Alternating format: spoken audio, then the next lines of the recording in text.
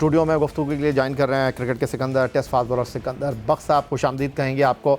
Sikandar, toss जीते, batting का फैसला किया, लेकिन कहानी वही पुरानी, एक बार फिर आपकी बैटिंग लाइनअप रेत की दीवार साबित हुई। देखिए, उस लिहाज से तो मैंने कहा था कि अच्छा किया कि पहले बैटिंग के लिए एक आदत तो होनी चाहिए ना, तो थोड़ा सा गेंद, नया गेंद जो होता है इन पिचेस के ऊपर हमने देखा है कि थोड़ा सा मूवमेंट, ये नहीं कि बहुत ही ज़्यादा घूम रहे हैं मगर घूमता है। आपने देखा बाबर जिस तरह आउट हुए और जिस तरह का नया गेंद हुआ, गेंद हिल रहा था, तो वो गेंद अच्छा मज़ेदार हो रहा था। तो जो क्वालिटी प्लेयर है तो उसको अगर वो ये भी ना खेल सकें तो फिर फ़ायदा नहीं हुआ। हमारे शुरू के एक दो प्लेयर्स जो हैं वो बहुत ज़्यादा अंडर प्रेशर हैं, ख़ासतौर पे बाबर। रिजवान भी अंडर प्रेशर हो गए हैं आजकल इस तरह के, बिकॉज ऑफ हिस कैप्टनसी का जो इशू उनका चल रहा है, तो वो इतना मज़ेदार नहीं हुआ। अदरवाइज़ ये अच्छा था।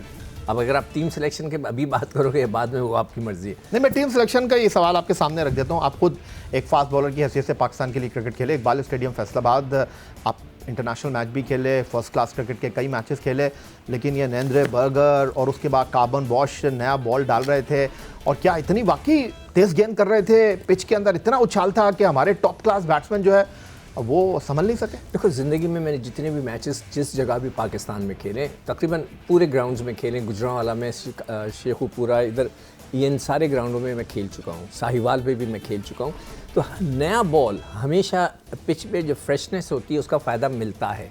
मैंने जब भी गेंद की, आके आप गेंद लेके फ्रेश होती है विकेट, थोड़ा सा मॉइस्चर होता है तो उससे आपको हेल्प मिलती है, गेंद मूव करता है। बाद में जाके वो सॉलिड हो जाती है, या तो स्पिनिंग ट्रैक बन जाता है या बैटिंग ट्रैक बन जाता है, मगर शुरू का आधा घंटा 40 मिनट जो है वो आपको ज़रूर हेल्प करती है। तो वही हेल्प उनको मिली है और जिसका उन्होंने भरपूर फ़ायदा उठाया, और हमारे बैट्समैन बिल्कुल उनके सामने रेत की दीवार बन गए थोड़ी देर के लिए। अच्छा सिकंदर, हम ऑस्ट्रेलिया में खेल रहे होते या जनूबी अफ्रीका में खेल रहे होते तो पेस अटैक के ऊपर इन्हिसार समझ आता, लेकिन आज हम इकबाल स्टेडियम फैसलाबाद में खेल रहे हैं। ये वही मैदान है जहाँ डेनिस लिली ने कहा कि ये बल्लेबाजों, फास्ट बॉलर का कब्रिस्तान है, और यहाँ आज हम 3 पेसर्स के साथ मैदान में उतरे हैं। कप्तान शाहीन शाह अफरीदी, आखिरकार वसीम जूनियर को टीम में शामिल किया गया, नसीम शाह, और जो 2 ऑलराउंडर आपके पास हैं, फ़हीम अशरफ और हुसैन तलत, वो भी मीडियम पेसर। देखिए, हुसैन तलत का तो पिछले मैच में बॉल नहीं कराए, तो मेरे हिसाब से 4 हैं। फ़हीम को आपने ऐड कर लिया। मैं खुद इस बात पे सरप्राइज़ हूँ। सबसे ज़्यादा मुझे हैरत इस बात की है कि बेचारा इब्रार की क्या गलती है। मैं यही कह रहा था कि जैसे उस बेचारे की गर्दन पतली है तो उसके ग्रिप में आ जाती है, उस बेचारे को हमेशा ड्रॉप कर देते हैं। आप देख लें, बांग्लादेश में बीच में देखते हुए आए, हर जगह उसको हर जगह ड्रॉप किया गया है। मुझे ऐसा लगता है कि उसको सेटल नहीं होने दे रहे। ये मेरी छठी हिस्स कह रही है, why he is the bowler कि जो हर मैच में हर जगह उसने इम्पैक्ट किस्म की बॉलिंग की है, इम्प्रेसिव बॉलिंग की है, और उसने अपना अच्छा काम किया है। मगर मुझे समझ से बाहर है कि उसको क्यों ड्रॉप किया। आपको एक स्पिनर, अगर उसको ड्रॉप करके फैसल अकरम को लेते, मैं कहता ठीक है चले जी, एक प्योर स्पिनर आ गया, मगर आपने उसको नहीं दिया। उसकी जगह आपने एक ऑलराउंडर को ले लिया, या मोहम्मद वसीम को। देखें, ज़रूर मोहम्मद वसीम का ये 16th मैच है, उसके बारी आई है। आप उसको नसीम शाह को रेस्ट दे देते, शाहीन तो कप्तान है, आप उसको रेस्ट दे देते और इसको खिलाते। स्पिनर का ड्रॉप होना बनता नहीं है। अब उनकी मर्जी। अब अगर ये वजह तो नहीं है कि आपके पास साइम अयूब हैं, आपके पास सलमान अली आगा हैं और नवाज हैं? देखिए, सलमान अली आगा कराते हैं, कभी नहीं कराते, वो इतने इम्पैक्टफुल बॉलर नहीं है। हाँ, साइम का ज़रूर है कि वो आउट करता है हर मैच में, उसका तो है। और जहाँ तक मोहम्मद नवाज़ का है, वो तो अच्छी बॉल कराते हैं, मगर क्या लेफ्ट हैंडर्स के सामने वो बॉल कराएंगे? इनके पास तो 4-5 लेफ्ट हैंडर्स हैं। अभी मज़ा आएगा, देखते हैं कि वो किस तरह हैंडल करते हैं। और गेंद में देखें, स्पिनर्स को वो करवा रहे हैं गेंदें, और काफ़ी अच्छे खासे ओवर्स उन्होंने स्पिनर से करा दिए। तो इसका मतलब है कि स्पिनर्स का थोड़ा सा काम है। तो मैं इस पर बहुत सख्त किस्म का मेरे एतराज़ है, थोड़ा सा मैं धरना तो नहीं दे सकता, प्रोटेस्ट है मेरा कि इस बेचारे इब्रार को ड्रॉप करने की मुझे वजह समझ में। आप कह रहे हैं कि जिसको आपने ड्रॉप किया था स्पिनर की जगह स्पिनर ही खेलता। अगर आप ड्रॉप भी करना था, देखें आपकी इतनी हिम्मत होनी चाहिए कोच की, जो टीम मैनेजमेंट की। देखें, यहाँ पे टीम मैनेजमेंट कोच का काम है, उनमें इतनी हिम्मत होनी चाहिए कि वो उसको कह देते, रिजवान को आप नीचे आ जाओ, रिजवान को बिठा देते, हसीबुल्ला को खिलाते, किसी एक को कहते कि भाई आप नीचे आ जाओ। हसन नवाज़ को वो का जो है नाम भी उन शहीदों में शामिल मैंने कर लिया है, जिनकी क्रिकेट जो है बारी ना आने की वजह से या उनके बैटिंग ऑर्डर तब्दील होने से जो है ना उनकी क्रिकेट ख़राब हुई। और मैंने यहाँ पे कहीं लिखा हुआ ये रहे, वो इफ्तिखार अहमद हैं, इसमें आसिफ अली बेचारा तो अमेरिका चला गया, उसके बाद मोहम्मद नवाज़ उनको वापस बुलाया, खुशदिल है, हैदर है, तलत, ये फ़हीम अशरफ, ये वो लड़के। अब मैंने हसन नवाज़ का भी नाम उसमें डाल दिया कि जिनको कभी खिलाते ही नहीं थे। उनकी बारी कभी आए नहीं आए नहीं है, अब जाकर वो सेटल हुए। आप अपनी कुछ बातें जो कहते हैं भूल जाते हैं, इसलिए आप लिख लेते हैं। खुर्शीद आलम टॉप बैक में मुझे कह रहे हैं कि ये भी बताते हैं कि आपने कहा था कि बाबर को आपने ड्रॉप किया, फिर टीम में शामिल किया, लेकिन उनको आप खिला रहे हैं, उनकी फॉर्म आ रही है जा रही है। जैसे एक ज़माना था ना कि ऊपर से एंटीना हिलाते थे, कहते हैं आ गया चैनल, कहते हैं नहीं ज़रा और राइट पे ले जाओ। तो बाबर आजम ने 150 किया, लेकिन यहाँ दोनों मैचों में वो बड़ी इनिंग नहीं खेल सके। पहली इनिंग में 7 पर आउट हुए, सेकंड मैच में 11 पर आउट हुए। वेस्ट इंडीज़ के आखिरी 2 एक रोज़ा मैचों में अकाउंट ओपन किए बगैर गए थे, और आपने कहा कि बाबर को बिठाकर हसन को खिला दो। नहीं, मैंने कहा था अगर हिम्मत है, देखिए असूलन ऐसे ही होना चाहिए, थोड़े से बड़े प्लेयरों को भी बिठाना चाहिए, इसमें कोई फ़र्क नहीं पड़ता। उसको ये कह दें, मैं कहता हूँ अगले मैच में कर दें। आप बाबर को ये कहें कि जाओ एक डोमेस्टिक का मैच खेलो।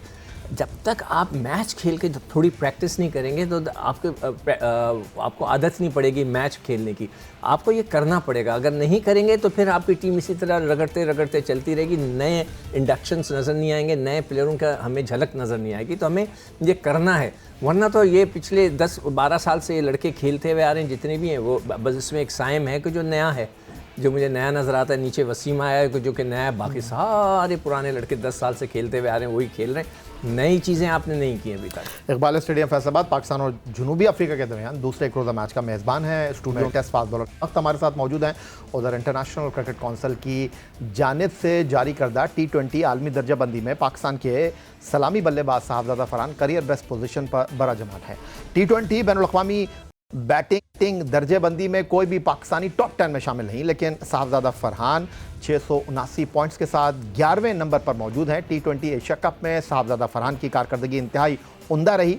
वो 7 मैचों में 116.04 के स्ट्राइक रेट से बैटिंग करते हुए 217 रन बनाते हुए इवेंट के तीसरे कामयाब बल्लेबाज रहे, जिसमें उनकी 2 निस्फ सेंचुरियां भी शामिल रहीं। आखिरी 10 मुकाबलों में उनकी कारकर्दगी देखी जाए तो 288 रन स्कोर करने में कामयाब रहे हैं। वो पाकिस्तान की जानिब से 30 T20 इंटरनेशनल मुकाबलों में 666 रन बना चुके हैं, और इन 30 मैचों में वो 3 मरतबा मैच के बेहतरीन खिलाड़ी का अवार्ड भी जीतने में कामयाब रहे हैं।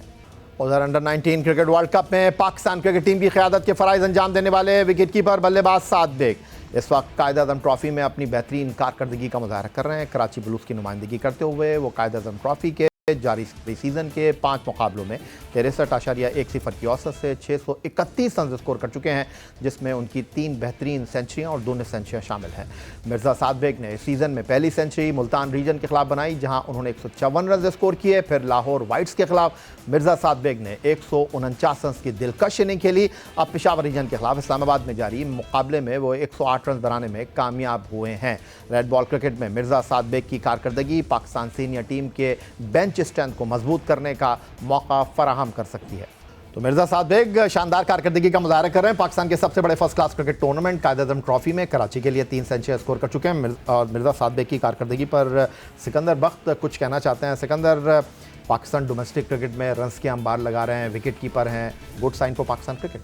इमर्जिंग टीम में उनका नाम नहीं, मतलब इससे बड़ी ज्यादती क्या होगी, हमें शर्म आनी चाहिए। हम माजरत के साथ मुझे ये वर्ड सर खेलने देना फर्स्ट क्लास क्रिकेट। नहीं खेले मगर फिर इसको फिर पाकिस्तान टीम में लाए as a reserve wicket keeper. Sir आप तो कहते हैं सर खेलने दो, गया कौन है? नहीं गया कौन है? गौरी एंड ही नहीं, वो नंबर 1 विकेट कीपर है। नहीं क्यों, कैसे हो गया सर? उसके परफॉर्मेंस कराची के हाँ नंबर 1 विकेट कीपर है।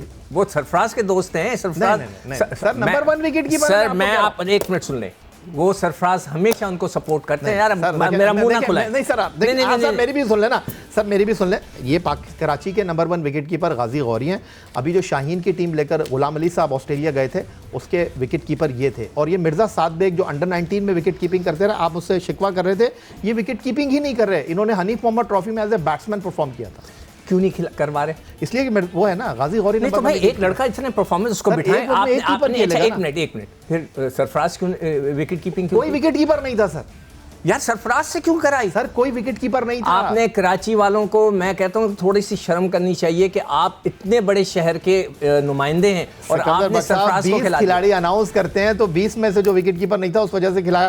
खैर सिकंदर बख्श साहब का अपना ख्याल है। अच्छा इमर्जिंग में उसका नाम नहीं आना चाहिए था? सर इमर्जिंग में मैंने आपको कहा ना कि गाजी गौरी गए विकेट कीपर की हैसियत से। बस यही है पाकिस्तान का अलमिया कि वहां पे अगर आपका कोई बंदा बैठा हुआ हो जो आपको सपोर्ट कर रहा हो, मैं मेरे सामने की बात है सर, मेरा मुंह ना खुला। सिकंदर बख्श साहब हमारे साथ मौजूद हैं।